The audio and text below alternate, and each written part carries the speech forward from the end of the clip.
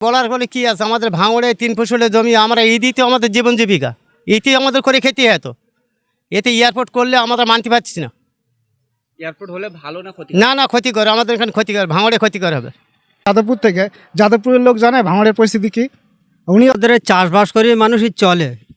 আমাদের এখানে কেটা কি বললো ওতে আমাদের কোনো নেই। আমাদের এই চাষবাসই হবে, আমাদের এখানে জমি, আমরা ওসব হতে দেবো না, এয়ারপোর্ট হতে দেবো না।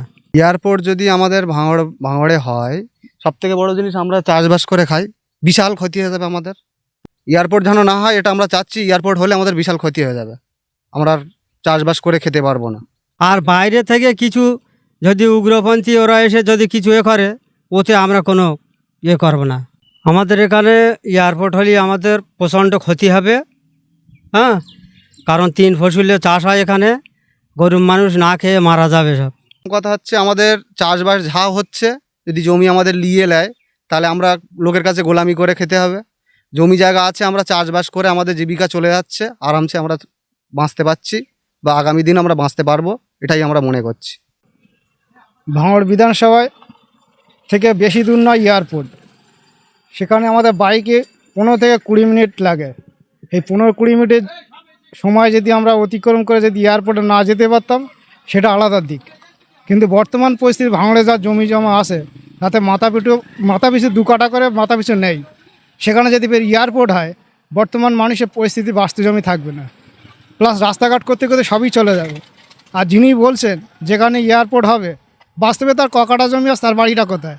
আবার যেসব লোকগুলো এনেছে বহিরাগত। ভাঙড় থানার মধ্যে একটা হসপিটাল চাই ভালো। আমি ওই চাষবাস করে খাই। হ্যাঁ, এতেই আমাদের শান্তি, আমরা বেশি এতে চাই না। সবজির, আমার নাম হচ্ছে রেজাউল মোল্লা। আমি তো এটাই বলবো, আমাদের এখানে যেহেতু ভাঙড় মানে অঞ্চল, এই সাইডে চাষি এলাকা, তো যেহেতু এখানে এয়ারপোর্ট আমাদের দরকার নেই, ঠিক আছে। নওশাদ সিদ্দিকী যে 10 বছর পিছিয়ে দিয়েছে একথা মুখ্যমন্ত্রী বলছে, আমি তো বলবো এটা ঠিক বলেনি, ভুল বলেছে। আর বিশেষ করে আমাদের এখানে চাষি এলাকা, চাষবাসী, 3 ফসলের জমি, এখানে এয়ারপোর্ট হলে মানুষের ক্ষতি হবে। তো সেই ক্ষেত্রে আমি বলবো কি, এখানে আমাদের হিমঘর দরকার, ভালো চাষে উন্নত মানের বীজ দরকার, ভালো হসপিটাল দরকার, ঠিক আছে, যাতে আমাদের না কলকাতায় যেতে হয়, কলিকাতায় যেতে না হয়, ঠিক আছে।